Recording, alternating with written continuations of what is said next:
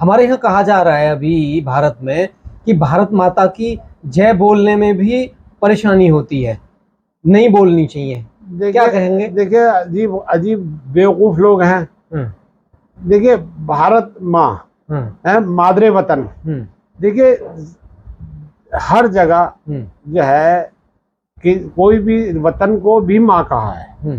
जैसे हमारी हकीकी माँ जिसने हमें जन्म दिया वो भी माँ है, और जिस धरती पर हम रहते हैं वो भी माँ है।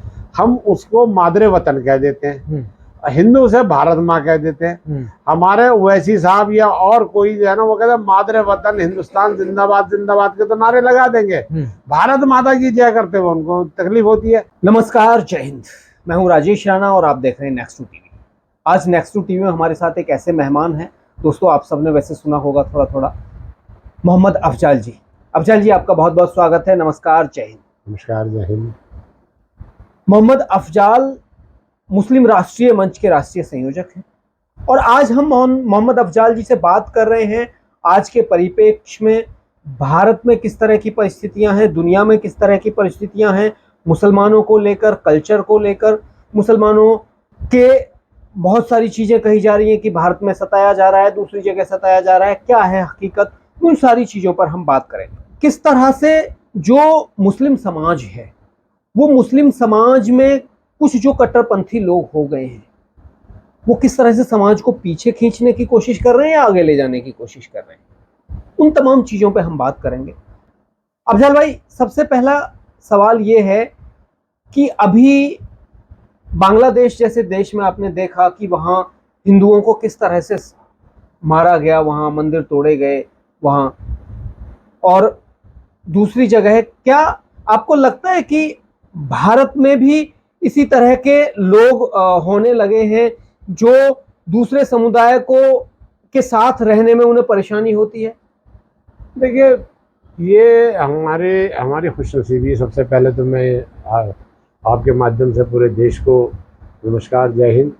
भाई साहब, देखिए, सबसे पहले मैं बता दूं, हमारी सबकी खुशनसीबी है कि हम भारत देश जैसे देश के एक अच्छे नागरिक हैं। और देखिए, सदियों से, ये आज से नहीं, सदियों से यहाँ गंगा जमनी तहजीब के ज़रिए हम लोग यहाँ इस तहजीब जो हमारा कल्चर है उसके ज़रिए हमारा एक मकान हिंदू का, एक मुसलमान का है, लगे मकान से मकान लगे हुए हैं, और हम एक दूसरे से मोहब्बत और भाईचारे के साथ रहते हैं, एक दूसरे के त्योहारों में जाते हैं, एक दूसरे से खुशियाँ बांटते हैं। आज भी मैं ये कहता हूँ कि 80 to 90% जो है समाज के लोग ऐसे ही हैं, लेकिन जो 8-10% जो हैं उनकी, वो कहते हैं ना, ये तो कहा जाता है कि तालाब, एक गंदी मछली तालाब को गंदा कर देती है, लेकिन बहुत सारी अच्छी मछलियां मिलकर उसके गंदे तालाब को सुधार भी देती है। जाकिर नाइक जैसे लोग कहते हैं कि भाई तुम अगर हिंदुओं के किसी त्योहार में जाके प्रसाद ग्रहण करते हो तो वो आपके लिए गलत है। नहीं, देखिए, ऐसा है, रिज्क तो रिज्क है। देखिए, रिज्क जो अगर, हाँ, मांस वगैरह कोई अगर जो प्रसाद के रूप में दिया जाता है, मुझे माफ कर देना, उसको तो मुसलमान को नहीं खाना चाहिए, मैं ये कहता हूँ। लेकिन हिंदू तो कभी हिंदू नहीं, वो तो देते ही। मैं कह रहा हूँ ना भाई, आपको तकलीफ क्या होगी, लेकिन जो शुद्ध है जी, जो शुद्ध है, जो शाकाहारी है, और जो जिसको खाने में किसी को कोई एतराज नहीं है जी, वो अगर आपको कोई देता है प्यार और प्रेम से, तो हम लोगों को ग्रहण करना चाहिए, खाना चाहिए, है जी। प्रसाद तो इससे हमारे मजहबी अकीदे के ऊपर कोई फर्क नहीं पड़ता। आप मजहब को इतना कमजोर क्यों समझते हैं? मजहब हमारे किसी के प्रसाद के खाने से या ना खाने से मजहब हमारा कहीं हमसे छूट के नहीं जाता। मजहब ऐसी चीज है, मजहब हम लोग बहुत ऐसा नाजुक सा समझ लेते हैं। मजहब जो है बड़े अकीदे का मामला होता है। हमारे जो दिल और जिगर और दिमाग में जो पैदा हुआ है उसको मजहब कहते हैं। ये नहीं कि भाई हमारे पर कोई थोप दे। मतलब अगर प्रसाद मुसलमान किसी का ग्रहण कर लेगा हिंदू के यहाँ जाके, तो वो गैर इस्लामिक नहीं होने का? नहीं, गैर इस्लामिक किस बात भाई? आप जो देखिए, एक बात समझिए, आप वो पता क्या, वो कहाँ वो करते हैं, चोट कहाँ मारते हैं कि जो भगवान ने खा लिया जिस प्रसाद को, वो प्रसाद ना ग्रहण करो। वो देखिए, ये बिल्कुल मैं क्लियर कट के करके बात करता हूँ कि जो भगवान के ऊपर उसको चढ़ा दिया वो वाला, लेकिन वो सारे प्रसाद को देखिए, हमारे यहाँ भी जब ये होता है अपना, उसमें जो है ना, हम जो उनके नाम पे जो है ना खाना खिलाते हैं, भगवान के नाम पे, अल्लाह के नाम पर खाना खिलाते हैं, बुजुर्ग के नाम पर खाना खिलाते हैं, है तो, और उसमें जो वेजिटेरियन भी होता है, नॉन वेज भी होता है जी। तो वो पहले जो है ना उसको जो है नियाज, लफ्ज है नियाज, जब हम न्याज देते हैं उस न्याज को तो हम खा ले है, लेकिन हम अपने प्रसाद को ना खाए। ये भाई हमारे लिए जब न्याज अगर शुद्ध है, हिंदू को न्याज का खाना खाना चाहिए, और मुसलमान को अगर शुद्ध है तो वो जरूर जरूर उसको ग्रहण करना चाहिए, उससे किसी के मजहब पे कोई आँच नहीं है। हमारे यहाँ कहा जा रहा है अभी भारत में कि भारत माता की जय बोलने में भी परेशानी होती है, नहीं बोलनी चाहिए, क्या कहेंगे? देखिए, अजीब अजीब बेवकूफ लोग हैं। देखिए, भारत माँ है, मादरे वतन, देखिए हर जगह जो है कि कोई भी वतन को भी माँ कहा है, जैसे हमारी हकीकी माँ जिसने हमें जन्म दिया वो भी माँ है, और जिस धरती पर हम रहते हैं वो भी माँ है। हम उसको मादरे वतन कह देते हैं, हिंदू से भारत माँ कह देते हैं। हमारे ओवैसी साहब या और कोई जो है ना वो कहते हैं मादरे वतन हिंदुस्तान जिंदाबाद जिंदाबाद के तो नारे लगा देंगे, भारत माता की जय करते हुए उनको तकलीफ होती है। अरे भारत माँ की जय के यानी जिंदाबाद, वो भी तो हिंदी और उर्दू में, अगर अरबी में आएगा या फारसी में आएगा है तो वो सही है। और हमारी अपनी भाषा जो हमारी ये हिंदी, हमारी संस्कृति हमारी देश की भाषा है, हमारी अपनी उर्दू भी हमारे देश की भाषा है। अगर जब हम उर्दू देश की भाषा को मानते हैं तो हिंदी को भी देश की भाषा मानना चाहिए, संस्कृत भी हमारे देश की भाषा है, हमारी संस्कृति में मौजूद है। तो हमें उसमें भी जो नारे हैं वो भी हमारे अपने नारे हैं, ये नहीं कि हमारे मादरे वतन या उर्दू में जो नारे लगाए जा रहे हैं वही हमारे हैं। ये लोग जितना ये सिर्फ भगवंडर फैलाने के लिए, सिर्फ वोट बैंक की राजनीति करने के लिए और मुसलमान को ये दिखाने के लिए कि हम अलग हैं, अलग कैसे हो सकते हैं। देखिए, अगर अलग थे तो ओवैसी साहब को जो उनके पास चॉइस थी हैं वो चले जाते ना पाकिस्तान, उनके पुरखों के पास चॉइस थी, चले जाते पाकिस्तान हैं। हमारे पुरखों के पास चॉइस थी, हम चले जाते ना 47 में पाकिस्तान। लेकिन हमारे पुरखे, ओवैसी के पुरखे और ये जितने भी सो कॉल्ड जितने भी लीडर हैं, इनके पुरखों ने भी हिंदुस्तान में रहना पसंद किया। क्या उनको पता नहीं था कि 70%, 80-90% जो है यहाँ पे हिंदू निवासी हैं और बाकी हम बहुत कम हैं हमारे को वो, और आप उनसे मुकाबला करने के लिए चले हो हैं। आपके पास इतनी ताकत नहीं है कि आप एक मुख्यमंत्री बना सके, आपके पास इतनी ताकत नहीं है कि आप जो है एक प्रधानमंत्री बना सके आपके, और आप ये कहते हैं जी हम तो बस ये अगर ये कह दिया भारत माता की जय कह के हमें जन्नत नहीं मिलने की। हिंदी में अगर हमने ये भाषण ये नारा कर लगा दिया भारत माता की जय, अगर ये लगा दिया तो क्या हमें जन्नत नहीं मिलेगी? क्या वो मतलब लाए फतवा, लाए ना फतवा के भारत माता की जय कहने वाला वो जन्नती नहीं है। तो वो फिर मैं उनसे कहूंगा अगला फतवा ये कहेंगे, हमारे देश वालों से कहेंगे भाई इनको जो है ना बाहर का रास्ता दिखाओ, इन्हें पाकिस्तान, बांग्लादेश, अफगानिस्तान भेजो, वहां इनकी जरूरत है, वहां पे इनको भेजो, वहां की राजनीति करेंगे ये लोग। करो ना, तुम आओ, हिम्मत आओ, करो काम सामने आके। इस मुल्क में रहना है तो इस मुल्क के संस्कृति को, इसकी तहजीब को, और हमें देखिए हमें अपने धर्म पे रहने पे और अपने धर्म को मानने में हमारे कोई एतराज नहीं है। यही एक बात आती है अफजल भाई, दुनिया भर में ये कहा जाता है कि भारत में मुसलमानों को सताया जा रहा है, क्या कहेंगे आप? देखिए, अगर सताया जाता, मुसलमान को सताया जाता तो APJ अब्दुल कलाम जो है वो मिसाइल मैन न बनते हैं जी, और देश के प्रधानमंत्री अटल बिहारी वाजपेयी जी उनको प्रेसिडेंट ऑफ इंडिया ना बनाते। अगर इनके साथ ऐसा होता, हमारा एक सीरीज है डॉक्टर जाकिर हुसैन और से लेकर जो है APJ कलाम तक के, एक सीरीज है जो हमारे देश के राष्ट्रपति सर्वोच्च पद पे रहे हैं। अगर ऐसा होता, इस देश में मुसलमानों का रहना मुश्किल होता। तो इस देश में आप देखिए ना वहाँ चाइना के अंदर क्या क्या मुसलमानों का हाल है। आप देखिए क्या फिलिस्तीन के अंदर और जो अपने मुल्क के अंदर सही तरीके से नहीं रह पा रहे हैं, उनका क्या हाल है। अरे तुम तो आज अपने घर में, तुम्हें पता है तुम्हारा आज फिलिस्तीन के बच्चे अगर जो मर रहे हैं, तो आपको ये सोचना चाहिए इस हिंदुस्तान में हमारे बच्चे महफूज हैं और इज्जत के साथ स्कूल जा रहे हैं, पढ़ रहे हैं और आ रहे हैं और देश की सेवा के लिए आगे तैयार हो रहे हैं। ये हमारे लिए फख्र की बात है। हमें तो इस देश का, इस देश की धरती का हमें शुक्रगुजार होना चाहिए, धन्यवादी होना चाहिए कि इस धरती ने, और हमें उस परवरदिगार का भी शुक्रगुजार होना चाहिए, उन्होंने हमें इस धरती पे जन्म देने का तौफीक अता की।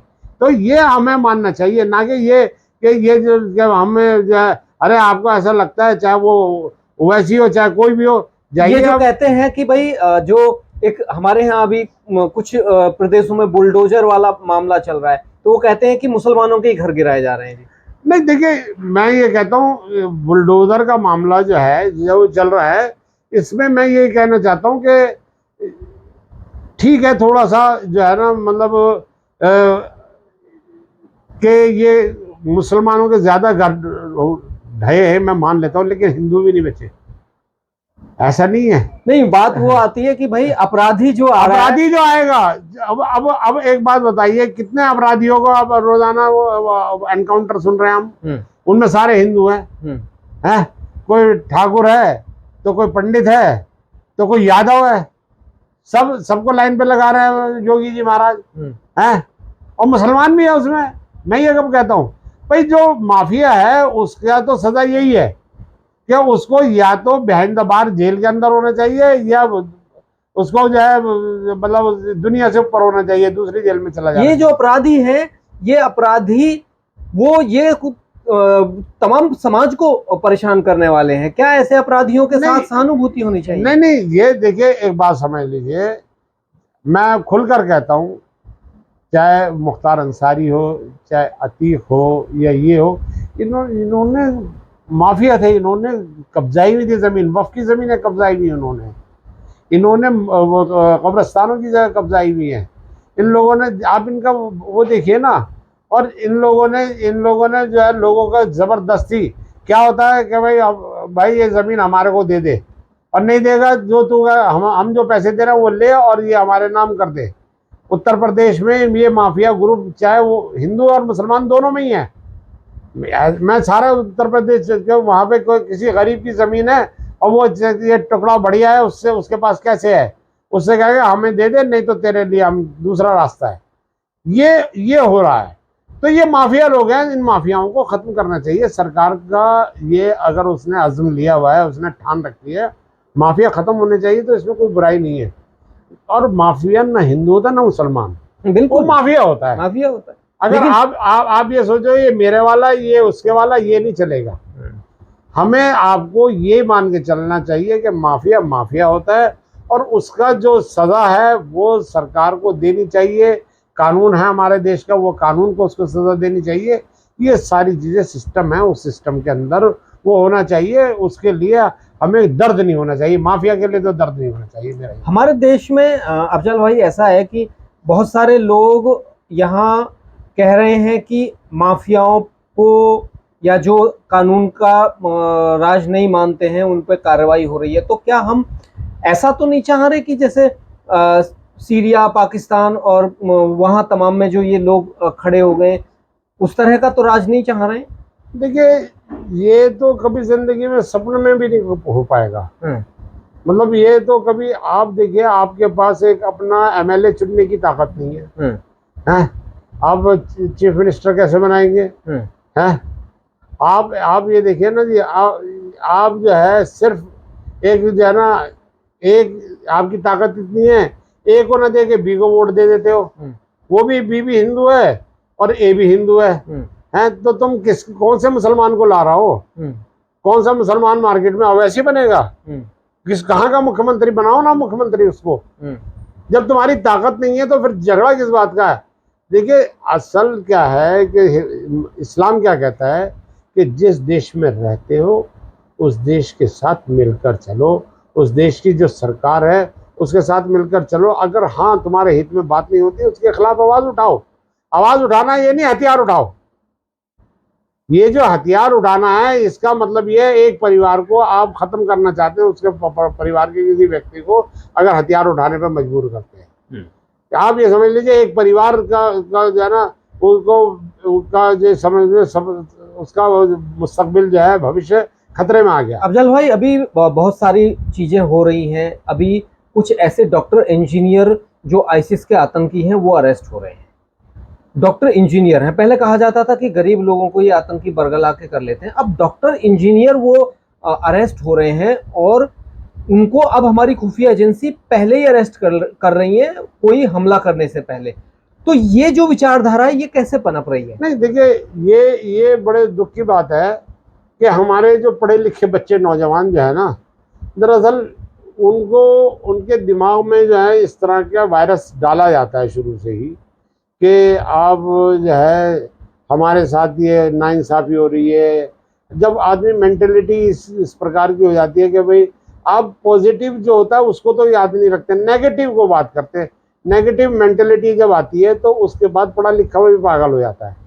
तो ये जो है ना, हमें मेंटेलिटी को सुधारने के लिए देखिए सरकारों को भी ये चाहिए कि हमें समाज के इस हिस्से को, जो देखिए अब स्टार्टअप है, इस तरह के जो नए नए हमारी सरकार ने जो नए नए वो निकाले कि भाई आप रोज़गार दे। देखिए मैं आपको कश्मीर जाता था, मैं जब 2004-05 के बाद जब मैं कश्मीर जाना शुरू हुआ हूँ, और उसके बाद जो मैं देखता था वहाँ पे गुर्बत का ये हाल था। हर गली नुक्कड़ पे, गांव के बाहर, शहर के बाहर जो है ना, चौराहे पर लड़के, नौजवान लड़के खड़े हुए बातें कर रहे हैं। उनके पास कौन सी बातें कर रहे हैं, कौन से देश की बातें कर रहे हैं? यकीनन उनके पास कारोबार नहीं था, उनके पास जो है कोई ना कोई सिस्टम नहीं था, ना उनके पास एजुकेशन उस प्रकार की थी, जिसका नतीजा ये था कि वो पत्थरबाज बन रहे थे, जिसके वो आतंकवादी बन रहे थे। लेकिन आज कश्मीर में आप जाके देखिए, कहीं किसी नुक्कड़, किसी गली के किनारे पर कोई नौजवान लड़का खड़ा हुआ बात करते हुए नहीं मिलेगा आपको, क्योंकि वो या तो किसी काम से आ रहा होगा या किसी काम के लिए जा रहा होगा। उसके पास, सबके पास काम है। आज देखिए जिस तरह का देखिए प्राकृतिक संसाधन जो कुदरत ने कश्मीर को नवाजा है, और उसके बाद जो है ना वहाँ पे जिस प्रकार की रोजी रोटी किसने पहुंचाई। देखिए रोजी रोटी कौन सी, यहाँ की सरकारें उनको वो मौका दे रही है। यहाँ की सरकार ने उनको ऐसा एटमॉस्फेयर दिया कि जो यहाँ का जो सैलानी है, यहाँ का जो पर्यटक है, वो कश्मीर में जाके पैसे खर्च कर रहा है। और जब वो पैसे खर्च कर रहा है तो किन के पास जा रहा है? वो वहाँ के मुसलमानों के पास जा रहा है। वहाँ के पढ़े लिखे, वहाँ की इंडस्ट्री डेवलप हो रही है, वहाँ पर बच्चे जो पढ़े लिखे हैं उनको कारोबार मिल रहा है, वो अपना कारोबार शुरू कर रहे हैं, उनको लोन मिल रहा है। तो इस तरह से कहीं ना कहीं जो डेवलपमेंट का नतीजा ये है कि आज पाकिस्तान देखता रह गया है। आज जो गिनती के आतंकवादी जो है ना, उंगलियों पे गिने जा सकते हैं। एक ज़माने में तो ये होता था, ये स्लीपर सेल है, ये फला सेल है, ये फला सेल है, और वो कभी भी जागृत हो जाते थे। है, लेकिन आज के ज़माने में इस सरकार ने सबसे बड़ा काम जो किया, धारा 370 वाला मसला जो था उसको काबू में लाए। इसमें जो ट्रिपल तलाक का मसला था उसको काबू में लाए। इससे समाज के अंदर सुधार आया है, इससे बिगाड़ नहीं आया, समाज में सुधार आया। हाँ, समाज उसका असल में सच मायने में तो समाज, मुस्लिम समाज को, हमारे देश की सरकार को और हमारे राज्य की सरकारों का धन्यवादी होना चाहिए कि उन्होंने ऐसा माहौल बना रहे हैं। अब देखिए जब आदमी की मेंटेलिटी अगर जो विकृत हो जाए तो उसका कौन क्या इलाज करेगा? लेकिन उसका भी इलाज है। देखिए विकृत होने के लिए मुसलमान होना जरूरी नहीं है। बिल्कुल, कोई भी हो सकता है, वो कोई भी हो सकता है, कोई भी हो सकता है, कोई भी हो सकता है, इंसान है वो, कोई भी हो सकता है। हमारे यादव जी हमारे जो है वो कहते हैं कि जी हमारे यादव परिवार के लोगों को मार रहे हैं। कोई पंडित आ जाएगा जी हमारे पंडितों को मार रहे हैं, कोई ठाकुर आ जाए जी हमारे मुसलमान तो रोते ही रहते हैं। अरे भाई ये माफिया है ना, ये यादव है ना पंडित है, इन्होंने नाम के पीछे इन्होंने अपने वो लगा रखा है, लेकिन ये सब माफिया है। तो इनको जो है या तो जेल के पीछे होना चाहिए या ऊपर होना चाहिए। दोनों ये आम जनता समाज के बीच को विकृत करने के अलावा और कोई काम नहीं करेंगे। इसलिए समाज में शांति और जो आपस में भाईचारा बनाने के लिए ऐसे ऐसे तत्वों को का समाधान करना जरूरी है। उसके लिए चाहे बुलडोजर चलाया जाए, चाहे उसके लिए जो है एनकाउंटर हो।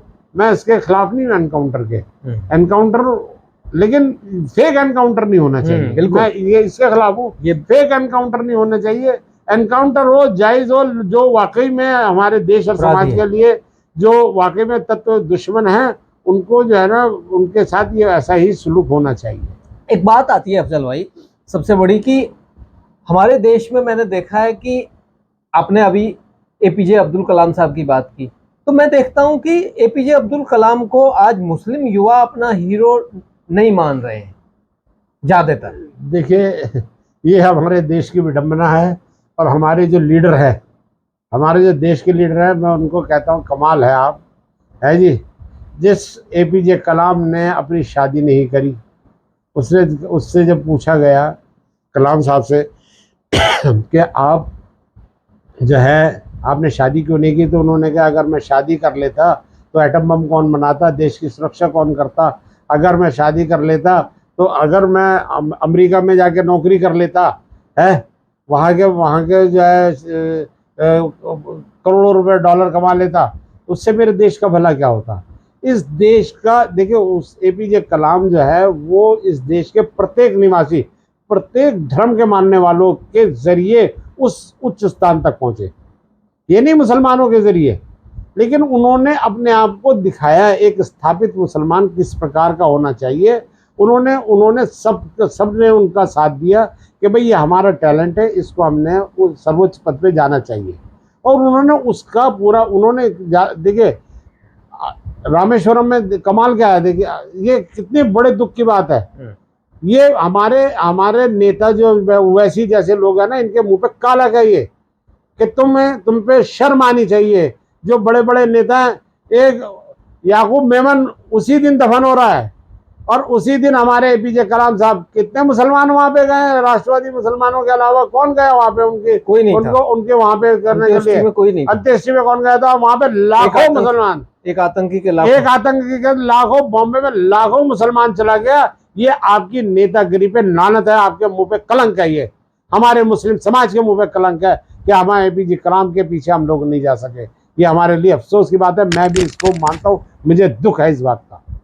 तो ये और सच मायने में हमारा जो देखिए एक लीडर, एक समाज है ऐसा जिसने एक लीडर को अपना माना, डॉक्टर भीमराव अंबेडकर जी को, उनको अपना बनाना, एक राज्य के सरकार बना ली उन्होंने। और तुम्हारा एक को लीडर ही नहीं है, कोई हीरो ही नहीं है। एपीजे कलाम को अगर अपना हीरो मान लेते तो आज देश के में हजारों साइंटिस्ट खड़े हो जाते। ओवैसी अपने आप को मुसलमानों का हीरो कहते हैं। वो कहते हैं कि नहीं, हम बुर्के वाली लड़की को प्रधानमंत्री बनाएंगे। नहीं, बुर्के वाली लड़की, ये सपने देखने में कोई बुराई थोड़ी है। सपना देखने के लिए तो फ्री पैसे नहीं लगते, उसके लिए फ्री में सपने देखे जा सकते हैं। वैसे भी देख ले है, वो खुद सब प्रधानमंत्री बन जाए। वो सिर्फ एक बात है, हैदराबाद का जो है वो गवर्नर बन के दिखा दे मुझे, छोड़ दीजिए सब, महापौर बन के दिखा दे मुझे, है। अगर वो हैदराबाद का महापौर बन जाएगा तो मैं समझ लूंगा कि ओवैसी जो है वो बहुत बड़ा कामयाब आदमी है। देखिए, ओवैसी के पास तो बड़ी बड़ी कॉलेजेस हैं, बड़े बड़े चीजें चल रही हैं। कितना उसमें डोनेशन मांगते हैं, कितने मुसलमान, आम मुसलमान, गरीब मुसलमान कितने % पढ़ रहे हैं वहां पे, जरा उसका डाटा निकलवा के देखिए ना जी, तो आपको पता चल जाएगा। सबके लिए डोनेशन, सबके लिए पैसा उनको चाहिए। पैसे किसके पेट मतलब वहाँ मुसलमानों को भी वो डोनेशन सब विदाउट उसके। भाई आप गरीब आदमी को ऐसा देखिए, जो होते ना, जो अपना AMU अलीगढ़ मुस्लिम यूनिवर्सिटी के जो वो थे अपना उन्होंने जब उसको कायम किया था तो उन्होंने यही कहा था कि इससे कम से कम हमारे समाज को लाभ मिलना चाहिए। अब वो समाज को लाभ नहीं मिल रहा। वो जो वहाँ पे जो कुलपति है, वहाँ के जो जितने भी वो प्रोफेसर्स हैं, उनके बच्चे ही प्रोफेसर बनते हैं आके। अच्छा, AMU में गरीब का बच्चा नहीं बनेगा। गरीब का बच्चा आपको उसको PhD नहीं कराएंगे। गरीब के बच्चे को अभी वो जब गरीब मुसलमान के बच्चे गरीब को नहीं, सर सैयद ने ये कहा था, मुसलमान, उन्होंने ये नहीं कहा था सैयद या मुगल या पठान, उन्होंने कहा मुसलमान का एक हाथ में कुरान होना चाहिए, एक हाथ में कलम होना चाहिए, है। कलम जो है वो कौम को देना चाहते थे वो, उसमें कलम में जो है ना तो उर्दू फारसी अरबी नहीं थी, वहाँ पे इंग्लिश भी थी, वहाँ पे हिंदी भी थी, वहाँ संस्कृत भी थी, वहाँ सब जबानें थी, हैं जी, कि मुसलमान को सारी जबानें आनी चाहिए और उनको मुसलमान साइंटिस्ट भी बने, डॉक्टर भी बने, इंजीनियर भी बने, उसके लिए इदारे बने थे। लेकिन क्या होता है कि मैं अगर बन गया तो मेरी औलाद ही बनेगी जी, हैं। आप वो कोई एक प्रोफेसर मुझे आप ला दीजिए अलीगढ़ मुस्लिम यूनिवर्सिटी का, जो ये कहते हैं कि मैंने 5 गरीब बच्चों को PhD कराई है और उनको शुरू से पहली क्लास से मैंने उनको पढ़ाते हुए आज PhD कराकर मैंने अपनी PhD का हक अदा कर दिया। कोई नहीं करता। ये बड़े दुख की बात। ये मतलब ये समाज का कलंक है ये। और वैसे किस बार की राजनीति कर रहे हैं? तुम्हें डूब मरना चाहिए। तुम राजनीति कर रहे हो, तुमने लाओ ना कि भाई आप ये बताओ कि हमने इतने मुसलमान लड़के जो है हमने उनको PhD कराई, उनको डॉक्टर बनाया, उनको इंजीनियर बनाया हमारी यूनिवर्सिटी से, उसका खाका पेश करो ना मुसलमानों के सामने। मुसलमानों के रोने तो रोते रहते हो, लेकिन ये खाका भी तो पेश करो तुम्हारी यूनिवर्सिटी का, उसका आम गरीब मुसलमान कितना आपने उसको आगे बढ़ाया है, उसके लिए कितना आपने वो ना। हमारी केंद्र सरकार को उनसे पूछना चाहिए कि भाई आप बताइए, मैं पूछता हूं आपके माध्यम से कि आप बताइए, आप हमें डाटा दीजिए कि आपने कितने गरीब मुसलमानों को आगे बढ़ाने के लिए काम किया है। नहीं किया आपने काम, सिर्फ मुसलमानों की लाचारी बेबसी के ऊपर आप नेतागिरी कर रहा है, देखिए गरीबों के ऊपर नेतागिरी कर रहा है, और ये सिर्फ उनके जज्बातों को उछालते हो और उसके जज्बातों को क्या इनकैश कराते हो। आप उस गरीब की मुफलिसी का नाजायज फायदा उठा रहा है। मैं ये कहना चाहता हूं आपके माध्यम से, ये हमारे लीडर हैं, यही नहीं, ये जो है नशिस्तम गुफ्तम बर्खास्तम, ये all India Muslim personal law board और ये सारे जितने भी हैं, इन सब ने मुस्लिम उम्मा की तरक्की के लिए क्या काम कर रहे हैं। आप देखिए ना RSS को, मैं कहता RSS ने कितने कॉलेजेस हर शहर के अंदर स्कूल खोल दिए। तुम्हारे पास कितने स्कूल है? हर कॉलेज में खोल दिए, हर जगह पे कॉलेजेस हैं, ब्लड बैंक है इनके पास अपने। तुम्हारे पास क्या है? स्कूल है, मदरसे। मतलब आप ये देखिए, एकल मदरसे स्थापित करे कश्मीर के अंदर RSS ने। आपने क्या किया? आपने सिर्फ उनको जो है ना RSS को बुरा कहा, गालियां दी। अब मैंने जाके 100 मदरसे मैंने स्थापित किए, मैंने एकल मदरसे गांवों में जहां पे बच्चे पढ़ने के लिए जगह नहीं थी, उनको जगह वहां पे मदरसों में क्या पढ़ाया जाता है? वहां पे वो जो है ABCD अपना हिंदी उर्दू इंग्लिश ये सब पढ़ाया जाता है। आधुनिक लैंग्वेज मदरसे में जो पढ़ाया जाता है वो मदरसा है। मदरसे तो सब जगह है, लेकिन स्कूल नहीं है गाँवों में। तो हमने वहां पे जो पढ़ा लिखा बच्चा वहां पे उसी गांव में रहने वाला, उस बच्चे को ट्रेनिंग देके उसी को वो जिम्मेदारी दे दी कि तू यहाँ के बच्चों को 5वीं क्लास तक के, जब तक के बच्चा स्कूल जाने लायक ना हो जाए, इतना ताकतवर हो जाए, उसको 5वीं का एग्जाम देने के बाद 5वीं क्लास में वो बैठ जाए। है जी, ये कौन कर रहा है? RSS कर रहा है। कौन कर रहा है? वैसे कर रहा है क्या? है कौन कर रहा है? ये जमीयत उलमा हिंद कर रही है क्या? कौन कर रहा है? कि ये क्या नाम मुस्लिम पर्सनल लॉ बोर्ड वाले कर रहे हैं? खाओ बिरयानी कोरमे खाओ और मजे उड़ाओ, यही काम रह गया क्या? कौम का दर्द नहीं आता तुम लोगों को? है यानी आखिरत का कहते हैं ना जन्नत दोजख मिलेगी, तुमने तो ये समझ लिया जन्नत सिर्फ दुनिया में ही है, दोजख जन्नत तो अल्लाह मियां की होगी, वो जाने। हैं जी, तुम मुसलमानों के माल पे, मुसलमानों के ईमान पर सब पे कब्जा करे बैठे हो, और तुमने उनका हक नहीं देने दे रहा है, उनके लिए तुम लड़ नहीं रहे हो। तुम्हें इतना बड़ा मुकाम मिला है लेकिन तुम काम नहीं कर रहे, तुम सिर्फ अपने खानदान अपने लोगों को तरक्की देने के लिए काम कर रहे हो, मुस्लिम उम्मा के लिए कोई काम नहीं कर रहा। मैं साफ तौर से आपको कहना चाहता हूँ। देखिए मोहम्मद अफजाल जी वाकई बड़े दुख के साथ वो ये कह रहे हैं, गुस्से के साथ वो ये कह रहे हैं, और वो बता रहे हैं तमाम लोगों को कि क्या हकीकत है। और लोगों को समझना होगा कि ये जो नेता हैं, ये नेता किस तरह से सिर्फ धर्म के नाम पर आप लोगों का इस्तेमाल कर रहे हैं। आप लोगों का इस्तेमाल करके अपनी रोजी रोटी कमा रहे हैं, अपने लोगों को आगे बढ़ा रहे हैं। आपको क्या फ़ायदा हो रहा है? कुछ नहीं हो रहा है।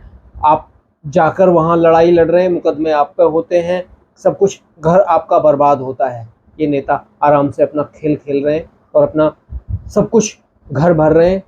ये सच्चाई है, ये दिख रहा है। देखिए, अफसोस की बात मैं देखा, अभी मैं उत्तर प्रदेश में इलेक्शन था, मैंने हर गांवों में जा जा के पूछा कि भाई यहाँ पर जो अपना प्रधानमंत्री कोष से जो धन आया है उससे किसके सबसे ज्यादा मकान बने? मुस्लिम समाज के मकान बने। मुस्लिम समाज को सबसे ज्यादा लाभ प्रधानमंत्री योजनाओं से मिले।